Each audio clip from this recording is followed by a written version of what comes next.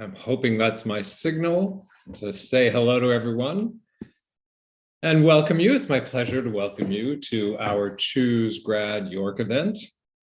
For those of you who don't know me, my name is Thomas Loebel, and I'm the Dean and Associate Vice President Graduate in the Faculty of Graduate Studies at York.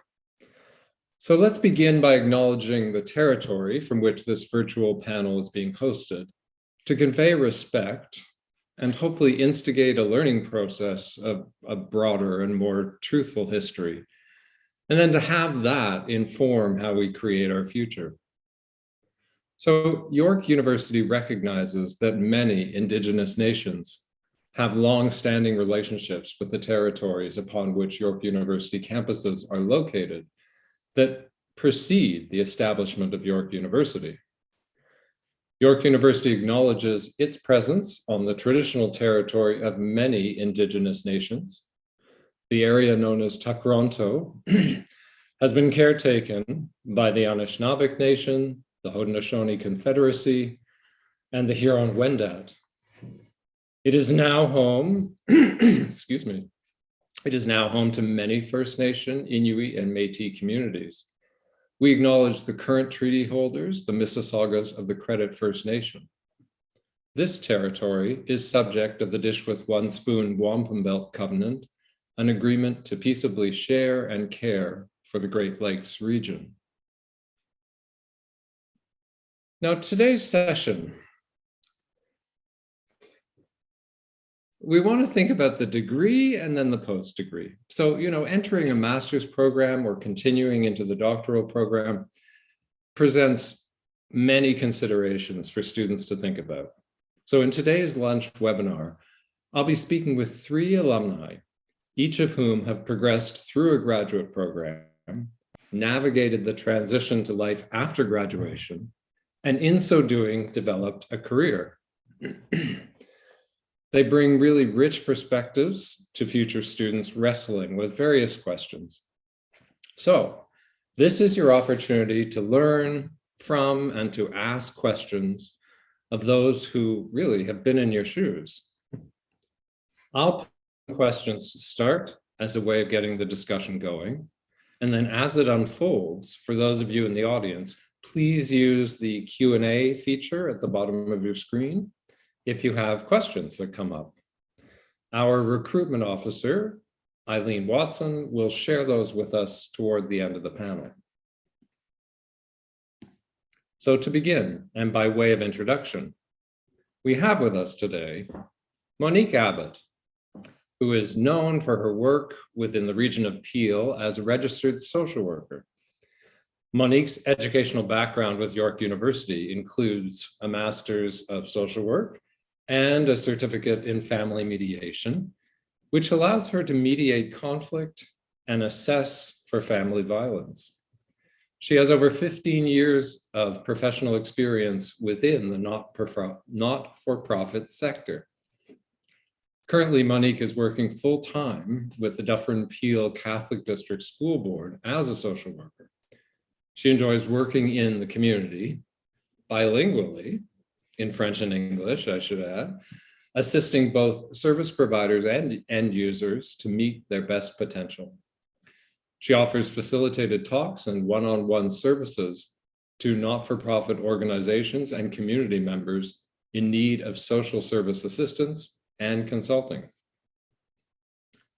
Next, we have Dr. Naz Chaudary, who is an associate cancer research scientist at Princess Margaret Cancer Centre in Toronto in the Department of Radiation Medicine Oncology. She completed an honors Bachelor of Science in Biology and a PhD in cardiovascular biology from York University, followed by a postdoctoral fellowship training at Princess Margaret Cancer Research Centre in radiation cancer biology. Her current research interests include understanding the role of the immune system in radiation treatment resistance, using preclinical mouse models that mimic the clinical disease. Her passion for science involves mentoring young minds in the Girls in STEM program at the University of Toronto. Finally, we have Dylan McLean. who is the Senior Manager for Philanthropy and Legacy Giving at War Child Canada. She's worked in the social impact sectors for the last 5 years and helped raise millions in funds for many different local and international causes.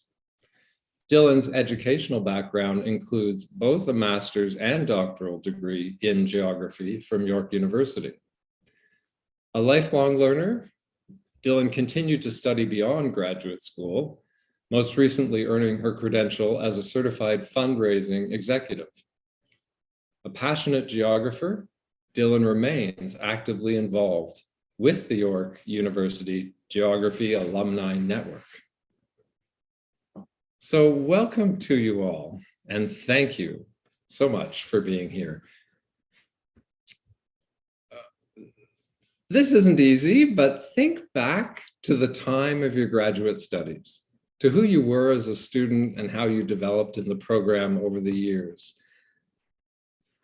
And I guess, the first question would be, was there a difference between what you thought would happen or what you thought the program would be, and then what actually happened?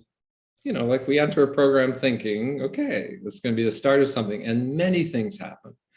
So for instance, was there a moment where something clicked for you about, say, what you were really good at and what your career might turn into? And this click might have also included a kind of aha moments when you recognize that sometimes your interests were not in this part of the field or the degree, but rather in that part.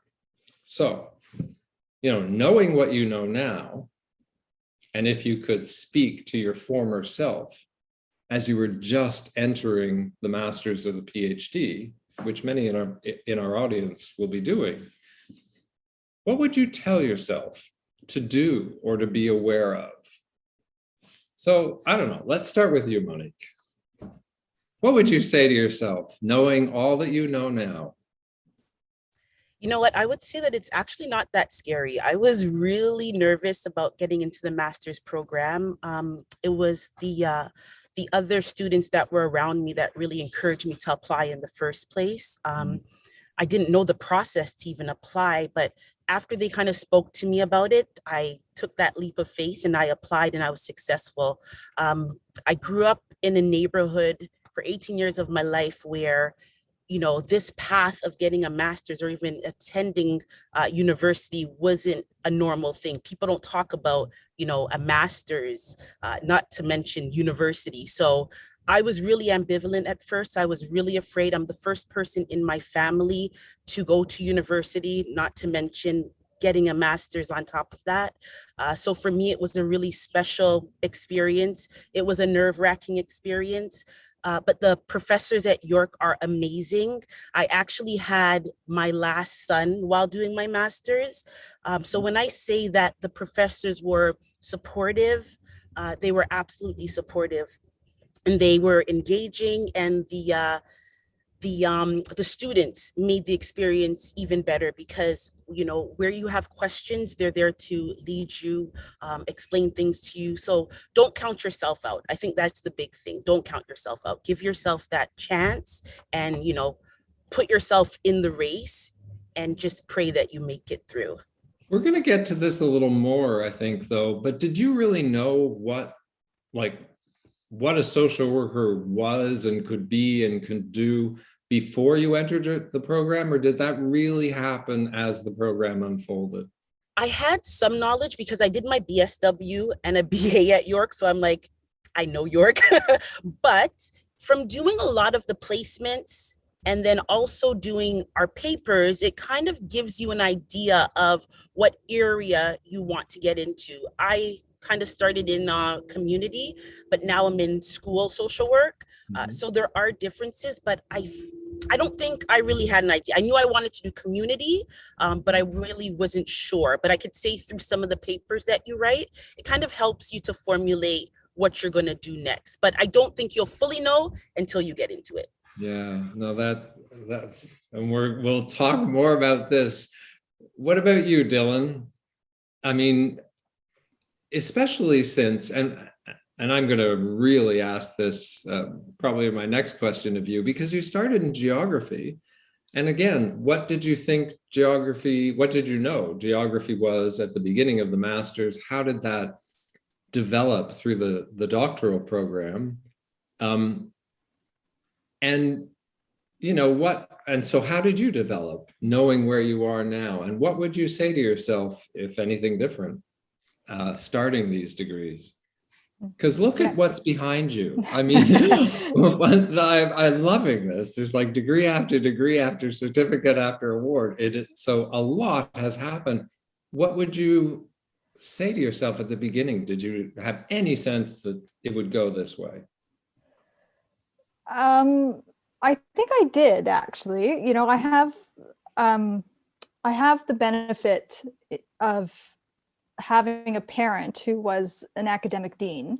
And so that meant that I was able to kind of understand the process of graduate school, you know, before I went ahead and applied. And the program at York and geography allowed me to combine a number of my different passions in one. So I could kind of focus, like, my research at both the master's and the PhD level in geography is really on the cultural geography and economic geography of arts. And so I looked at, you know, professional networks and how that influences creativity in the city and in the urban landscape of Canada, what that really means. And so for me, the graduate program kind of allowed me to combine all of those things. And, you know, my undergrad and in fact my CEGEP training, because I'm from Quebec originally, were both in geography. And so I had a fairly good understanding of what it would mean to study these different topics through the lens of geography. And, you know, and then when I finished my master's, I thought, well, I enjoyed the experience of being a student, and I enjoyed all of the other things that go with that. So being a teaching assistant, learning both formally and informally from different professors, interacting with the university in different capacities. And so I thought I should go on to do a PhD, and I enjoyed that too. And then when I finished that, after, I think the PhD is, you know, it's more intense and it's longer than the master's. Yeah. And so I felt like, you know, I enjoyed the experience, but I didn't really want to continue in that cycle of publishing and researching. And so I thought, well, why don't I go back to one of my original passions in life, which was fundraising. And you know, fundraising is becoming more and more professionalized as a discipline, as a profession. And so, you know, that made me go on to do further studies in fundraising, and it ended up being a great decision. So there must have been a bit of an aha moment or a series where you said, okay, I love what I'm doing and I love the process of the education, but I don't necessarily want an academic career. So, like, to my ear, when you were talking, there must have been some thought process around that. And then you may not have felt it this way, but I think a lot of students feel, okay, but if I just don't track along into the academy, or if there are no jobs there, then this great abyss opens up after graduation. How do I get over that chasm? How do I make these decisions when I've consciously said, I don't want to go on to the sort of academic publishing track? Can you tell me a little bit more about that moment where you said, okay, this isn't for me, this is?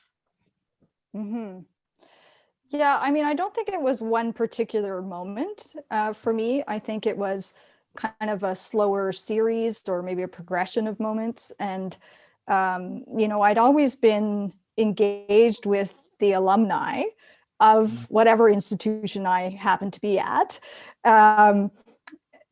And I'd always been interested in the fundraising side of the Academe and everything that goes with that, whether it's, supporting students or funding research equipment or whatever. And so, for me, that kind of led me to fundraising. I will say, though, that the abyss after graduation is there in every program, no matter whether you get a PhD or you do a BA or you go do a fundraising certificate. There's that moment at the end of your program when you're like, what do I do now?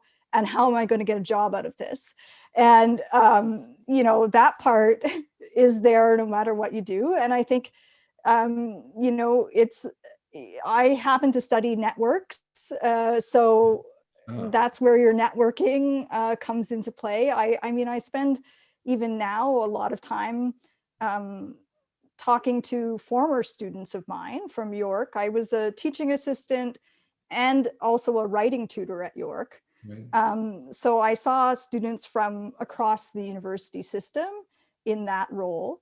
And so I continue to talk to my former students and make suggestions about their career paths after graduation, because it's not easy landing the first gig, and it doesn't matter how much education you have. You have to figure it out for yourself. Yeah, and we're going to talk a little bit more about the trials and tribulations of that. However, I could say when I look at Naz Chaudhary's bio, that just looks like a golden glide through, degrees into a postdoc, into fabulous research. It all seems so easy. Obviously, that's masking a whole series of challenges and decisions. And I would say also, given where you've been, working so hard to be the best so that you would get that postdoc and you would get these jobs. Did you know you wanted to do that and be that right at the beginning? No, I did not know that right at the beginning. I think it sort of clicked sort of midway to the last year of my PhD program. And there were so many, instances where I sort of put it all together. It wasn't sort of just one moment. And it was really, I think, more so when, I was regularly meeting with my supervisor and, kind of writing up my thesis and planning on sort of a timeline of when I would graduate, and really having that mentorship support from my supervisor was extremely helpful at York, really kind of understanding what my options are moving forward. And also kind of establishing that mentorship was very important to me. And I strongly advise that to, incoming graduate students into the program, any graduate program per se. I mean, I was in the biological science degree, and I think as a graduate student going through that process, I think that was, engaging with your mentor and your supervisors was really the root of sort of moving forward in my research career. And so I think it was that last sort of year and kind of going into, a postgraduate, graduate, session was really a self-realization where I wanted to keep pursuing research and kind of knowing that, yes, this is what I want to do next, which is a postdoctoral fellowship, which I completed here at University of Toronto at Princess Margaret Hospital. So I think my perspective really changed or really shaped more during that time. And once I kind of learned what my options are and what they were after graduating from York from my PhD. So in research, there's this bookmarked steps of, PhD and then a postdoctoral fellowship training for 2 to 4 years of independent research, which I pursued. And then that really kind of ventured me into cancer research. So my PhD actually was in cardiovascular biology and cell biology. It was not in cancer research. Which is what I do now. And so it was that sort of turning point that really led me to my current career as it stands. It's interesting, all three of you, really stress in one form or another that while being a student is very much independent, it's about your own development, your own learning, the reaching out to your professors, asking for their help, but also letting them help. Engage, developing that relationship, developing networks, developing mentorship. That sounds like a common theme in what helps you as a person, really get the most out of the degree and sort of formulate your ideas. But they also, they write letters, they make calls, they help us get over that or make that transition. And I shouldn't call it one transition. I think you've all sort of shown there are various transitions as your career develops and pivots and moves.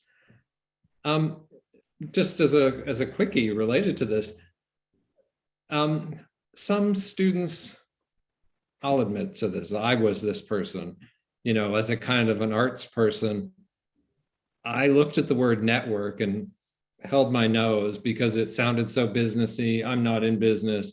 Networking is something, this was back in the 80s, it was like bright lights, big city, ew, networking. Obviously, I think differently about that now, but so Dylan, let's start with you. How would you define and help our new students understand, what do we mean by networking, and is it horrible? Is it a natural process of learning? What's a network? I know, horrible question. Yeah, I mean, if you ask me what's a network, we're going to be here for 4 Exactly. hours. But I do think that networking in itself is simply about really making those connections on a personal level with your professors, with your fellow students, with even your work placement folks, and also throughout the university, because ultimately, those are the people who are going to offer you assistance. They're going to be your first phone calls when you're starting a new job and you run into difficulty. Like, they're the folks that you build those relationships with in order to make use of is not maybe the best word, but in order to support each other going forward. And I think for me, like, I have a number of different networks that are still very active for me. I have my York University geography network of peers who went through the master's and PhD with me. We remain very close friends. I have my York alumni family, which is another network that, we help each other out. We're going back and forth a lot on different things. And then I've got sort of, my fundraising network, and, sometimes those overlap, and that's like a golden opportunity, right? So, yeah. Because Monique, I mean, in some ways, especially community-based, but also school-based social work, I don't want to call it network. Well, the importance of networking, but I think we call it something else: community, support systems. These are also different kinds of networks, but I think, one thing that one of you said, Naz, I think, started it and said, it's very much about personal connections. And can you talk a little bit more about, in social work, whether school-based, communities, thinking about yourself? Are you just a naturally social person, or did you develop social skills in the discipline to help you become a better social worker, to help other people's social lives? Talk more, if you can, a little bit more about that sort of personal connection, networks, and how it's a fundamental part of sort of community development and support. Is that for me? That's for you. I thought so, because you talked about school. Yeah, I called it building relationships, especially when you need to make referrals in the community. You need to know who is where, who can help your client or your student get through to what they need the quickest way, because we're here for those students, well, for me. So definitely it's about building those relationships, meet people, send them emails, check in, follow up, just to keep those connections, because when you need them, they will certainly, they'll be there for you. Yeah. And do you have to be socially expert? I am a social butterfly, so that worked really well for me. But you do need to be, you need to put yourself out there and really ensure that you're being a bit more intentional. I think that's the word to use. You need to be intentional with building those relationships.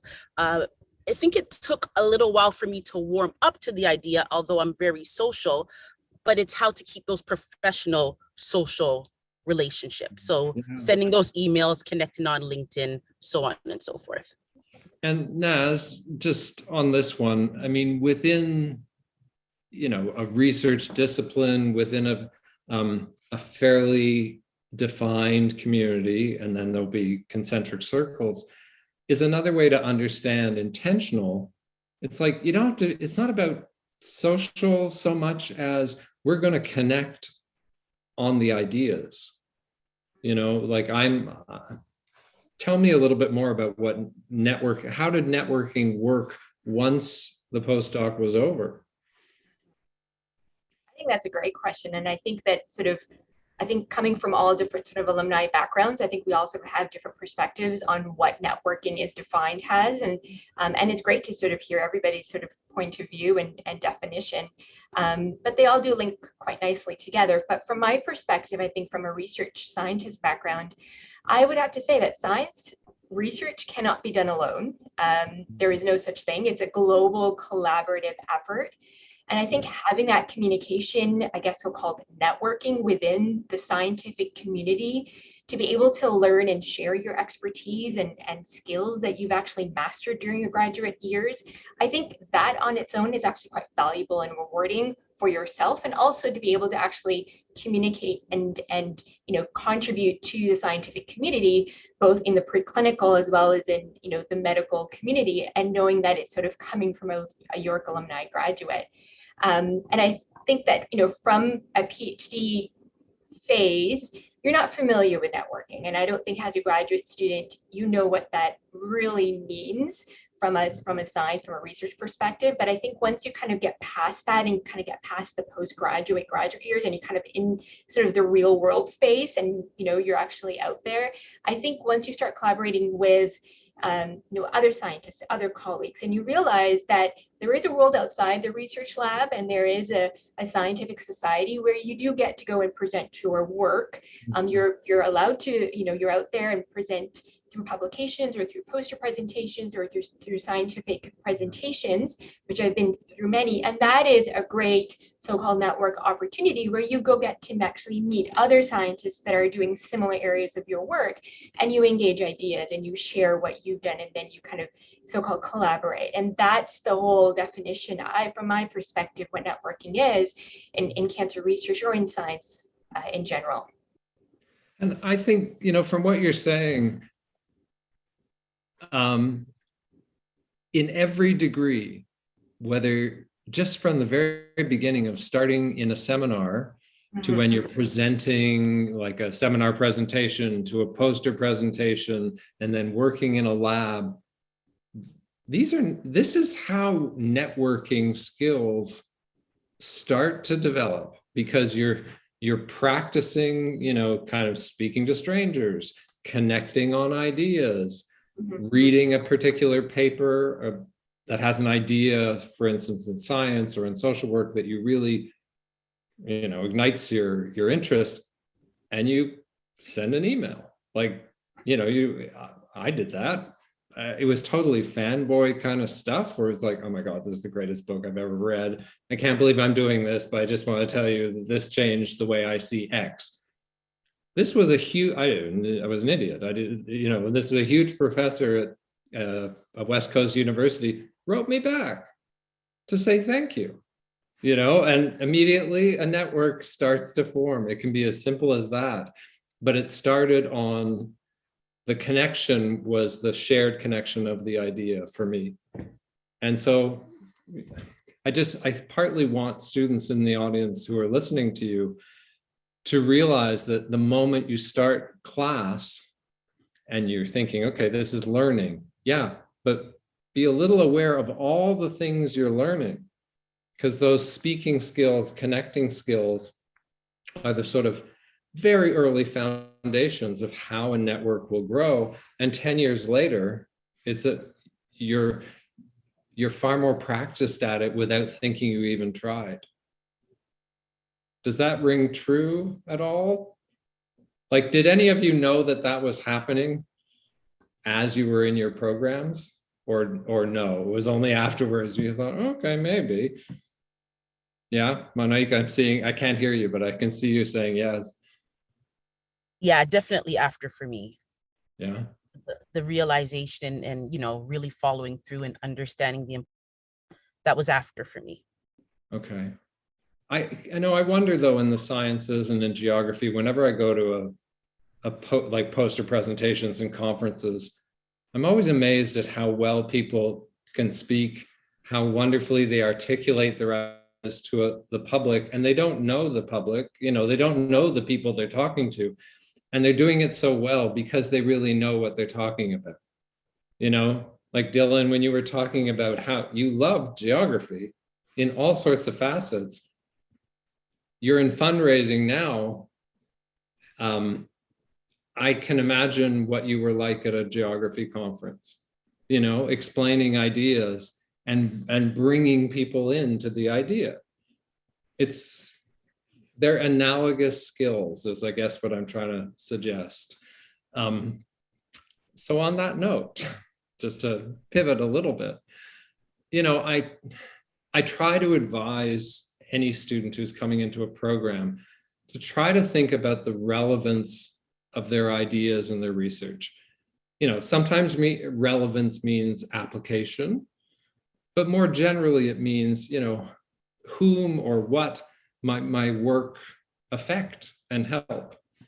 So this question is a kind of subset of a more general and sometimes, you know, scary and difficult question to ask oneself. You know, what's the significance of my ideas, my scholarship, or my research? And asking those kinds of questions at the beginning of a degree, you know, can help students in two ways, I think, at least. On the one hand, it can increase their ownership or their focus in their studies. It may also, on the other hand, start this initial legwork to ease the transition after graduation to creating a career for yourself. Like, if you really know what you are studying and know why it's relevant, tell me if this is, you know, rings true for you at all, or whether, or maybe I'm just, you know, talking platitudes. But if you know what you like and you know why you are doing it, and you know why it's relevant or where it might be relevant, it starts that transition just implicitly to the after graduation space, I think. So the question, I guess, is, when did you start to think about how you might translate your degree into a career? I mean, did it start during, after? I mean, Dylan, we've heard a little bit of that pivot, but yeah, when did you start thinking career? Was it in the degree or in the abyss, like after the degree? Do you want to start, Naz? I mean, it sounds like it was in the degree.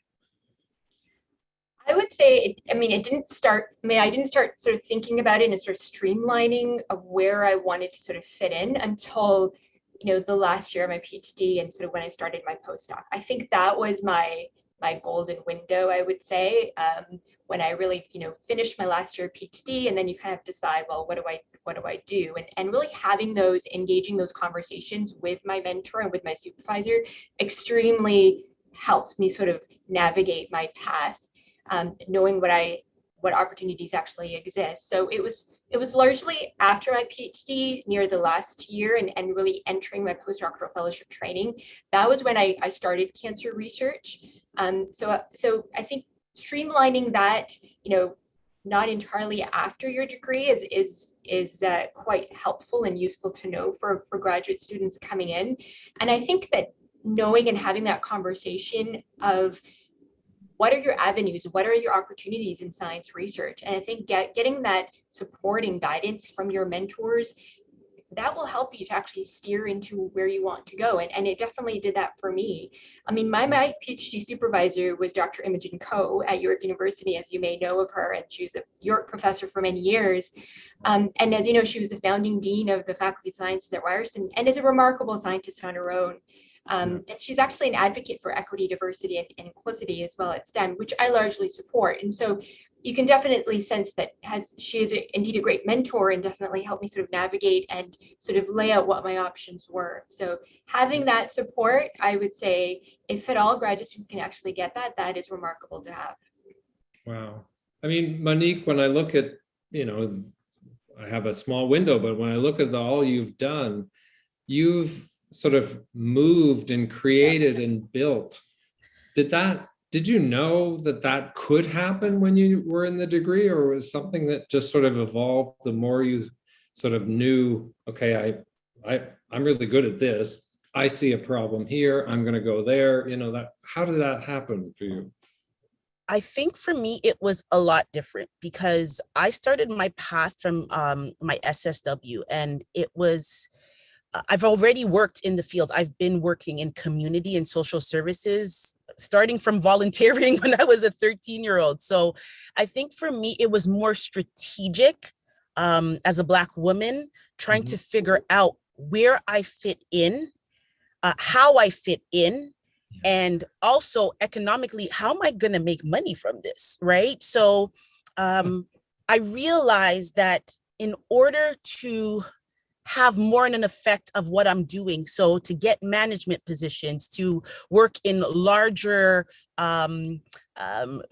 areas where I can help create change, I need to sit at certain tables. And so I had to start thinking strategically as to how am I going to get there? And so that's how the path became the path. And where I was going to be, I always knew I'd have a job. I've never been out of a job. So I could tell you guys one really good thing about having my master's is that people are seeking me out. So the career part has never been an issue. I think after a while, I kind of had to decide where I want to be. I don't know that I know where I want to be still. Like, I think it's still a path for me. But at this point, I mean, I'm in the schools and I feel like I could create some change. And I know a lot of people would know there's a lot of systemic discrimination and streaming and all kinds of things happening in that field. So I'm just hoping that with my career path being where it is today, that I could create some kind of change through some of the research that I've done and some of the learnings that I've had. I think it's really important to be telling people going into a degree, from your experience, the career is not a problem. It's like, and saying that in the sense of, don't freak yourself out. Like, everyone is trying to freak you out that you're going to become an educated nothing. Oh no. And it's not true. But that doesn't mean it's not hard and there aren't really challenging things you have to do. But if you can take the fear off the table for a little bit and focus on clear, that strategic work. Yep. The networking that we spoke about. Yeah, and careful decisions. Yep. I think what you said is really important for people to hear, that you knew what you wanted to do, but you also knew that to do that in a satisfying way, you had to make some strategic choices to get in the right places. Yes. That is an important message for people to think about. Absolutely. But Dylan, I mean, I'm presuming that the audience won't know, they don't know what all that geography is. Mm-hmm. And there's no way like that they would be able to connect such strong research training in geography with then what looks like a pivot into, fundraising, business. You have to tell me more about that switch. I mean, I understand from what you've said till now, how pieces sort of came together. But I would guess that people in the audience would be saying, okay, but if you spent, 8 years or whatever being a geographer, whatever a geographer is, because I don't know, are you satisfied with what you're doing now? Are you happy with what you're doing now? And I know you are, so I want to get the two connected. Can you tell me more about that? Yeah, I mean, geography is sort of, a unique field in a way, because we have the physical side, which is the physical sciences or system sciences. And, that's not what I did, but that is an option. And people who go through those programs, they might actually end up working as researchers in climate change, or doing things related more directly to their academic training. On the cultural and human side of geography, which is a social science, it's a little bit more difficult to maybe see the linkage. But for myself, there's absolutely no day that goes by that I don't bring geography to work with me. Geography, ultimately, whether you're on the cultural and human side or on the physical side, is about the study of systems and scale. And philanthropy, whether we like it or not, is also based on a system, right? We rely on people's extra income, their disposable assets, if you will, to support change in the world. And we fill gaps in our social services and social network, like social security systems. So, my geography isn't gone. It's just expressed in a different way right now. And, currently, like my work with War Child, like I work on the fundraising side, obviously, but War Child Canada, works in some of the most serious conflict zones in the world. And, we're all thinking right now about Ukraine, obviously, and wanting to support Ukraine. And my job is to make sure we don't forget about Afghanistan, the DRC, Sudan, South Sudan, and Yemen. All right. And so all of these things are connected. Absolutely, they're connected. They're connected to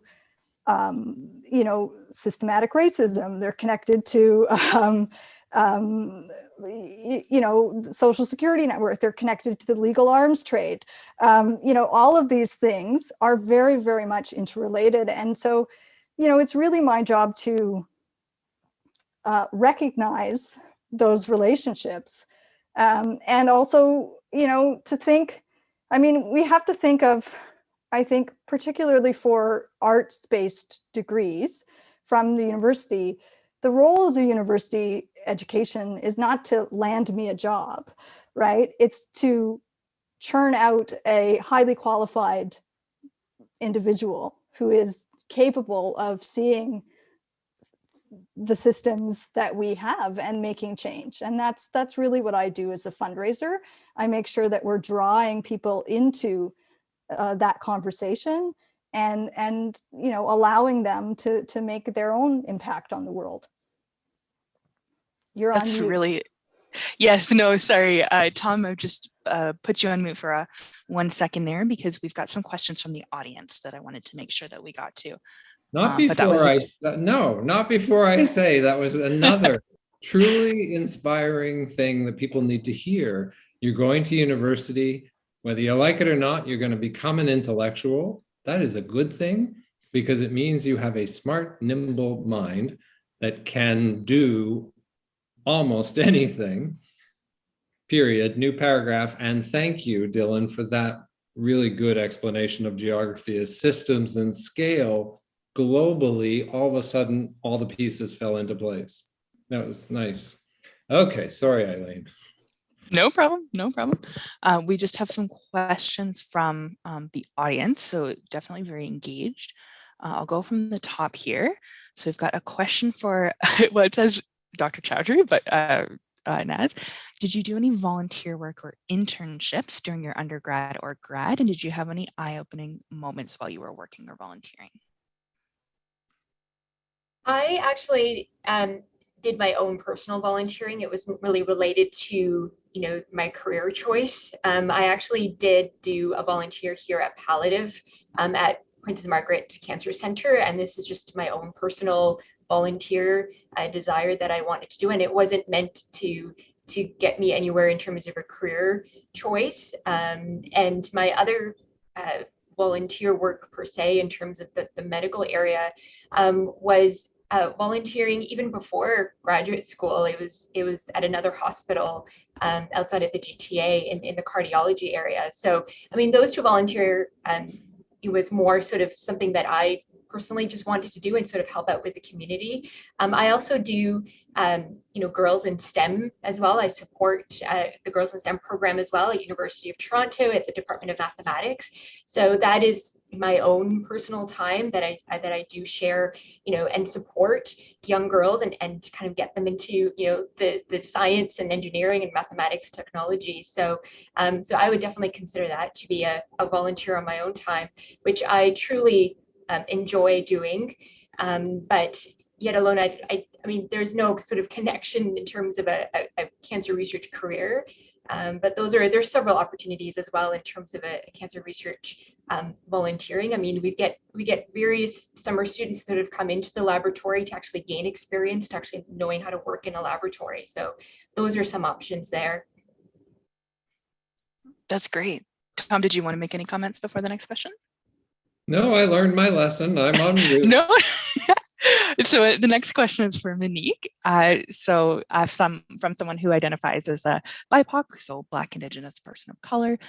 Did you find intersecting challenges or experience any biases as a Black scholar during grad studies?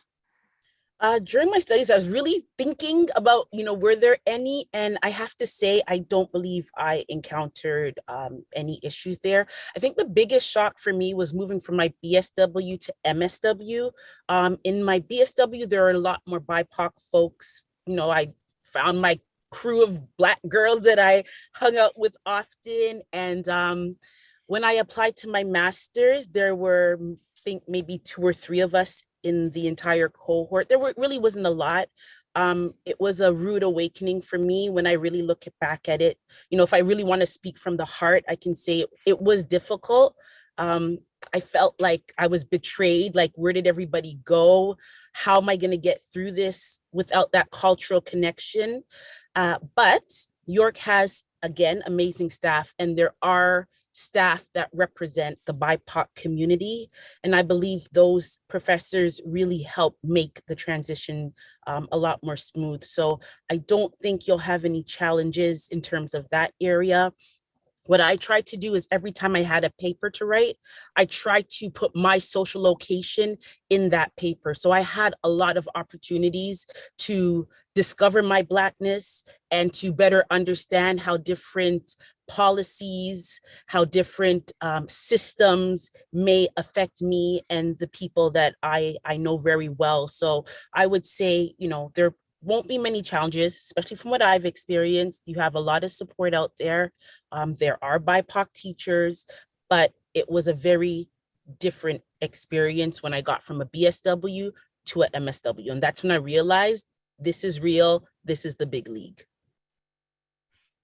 I'm very glad to hear that your staff and faculty were so supportive and helpful through your degree. That's great. For a question for Dylan. So we've got a question from a student. They're an incoming student for fall 2020. They didn't do their undergrad at York. So kind of questions about how did you find your community when you were a grad student and getting involved in student and campus activities? How did that help through your degree? Yeah, I mean, I did my undergrad at Queen's, and so I went really from more of a less of a commuter school to a commuter school, if you will, at York. And so it's a different kind of experience. I would definitely recommend getting involved in student groups and student government. All of those things really helped me. And then at the grad level as well, like, if your department or faculty offers you an opportunity to sit on committees like the tenure and promotion committee or the student award committee or something like that, definitely take up those opportunities.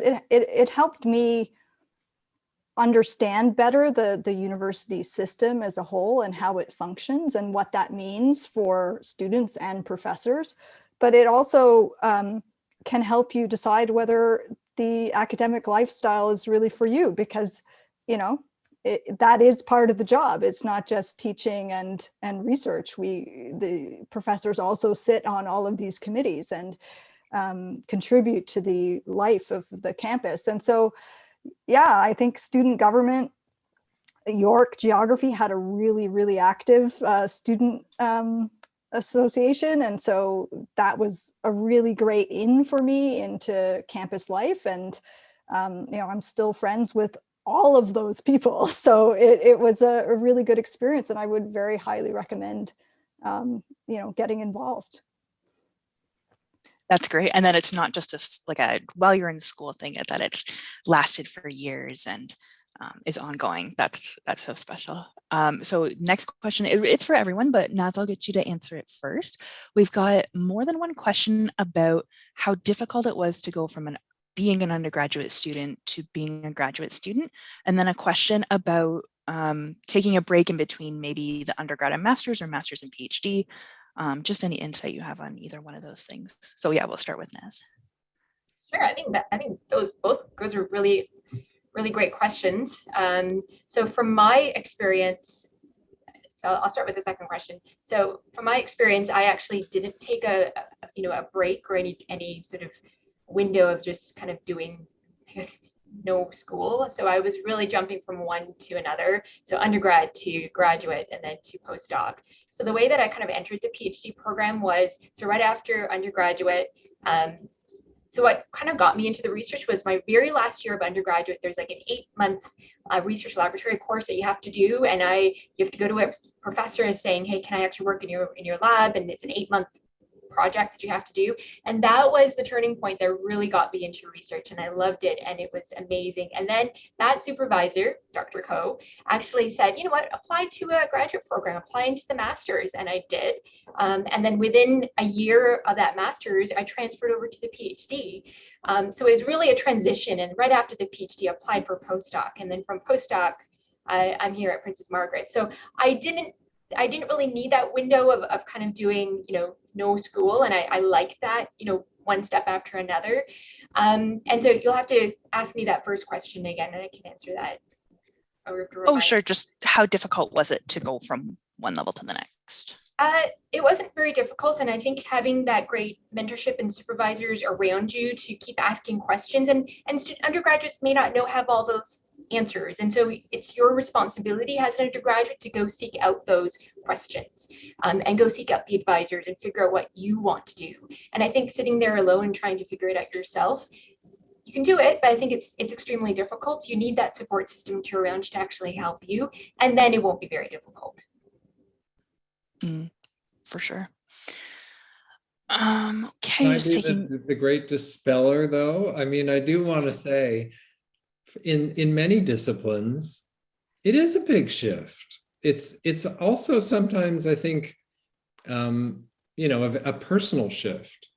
When I think about myself in undergrad, in as much as I can remember it, I mean, undergrad, was a blur of parties and I don't know what. I don't remember anything from undergrad. I was in some fog of what is now a legal substance. But I did take some time between degrees because of that. And it was really important.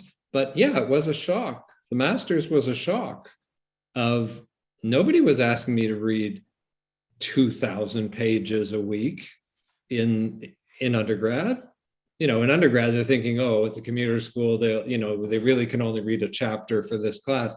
Grad school, that's off the table. It's like, no, you have to become a specialist. You have to become, a real expert. And that means a whole whack of knowledge. And that means a whole whack of reading or doing or spending not 2 hours in the lab, 40 hours in the lab. you know, so sometimes there is a shift. That isn't to put a wet blanket on things. It is to say, get ready, because it's also incredibly energizing, like exhausting, but energizing in that strange irony, because you can really feel yourself developing. I just wanted to say though, you know, understand, again, we talk about social location and social work a lot. Understand where you are and what you can manage to do, because I had kids. And so as much as you might want to do something, it might not be the right time. So, you know, really pace yourself, assess yourself before you make that big plunge, because you need to be committed for the long haul. Awesome. Thanks, everyone. So we're close to time. It's 12:58, and I'm going to ask one final question that I see coming in. What's one piece of advice to those considering graduate studies at York? So pretty much our theme. Why should we choose York? And that's open to anyone. Because York is the best. York is the best. I could tell you how York smells. You could blindfold my eyes and walk me anywhere, and I could tell you that I'm at York, because I've done 3 degrees at York and I love it there. So honestly, the professors are great. The environment is great. I mean, I hope my daughter gets into York. She's applied to several schools. The environment is just great. And I would like to thank York for the foundation that they've given me, and the opportunity that they've given my family because of my education. And just thank you. And I hope you guys are able to fulfill your journey. Amazing, Dr. Chaudhry. I'll let you go next.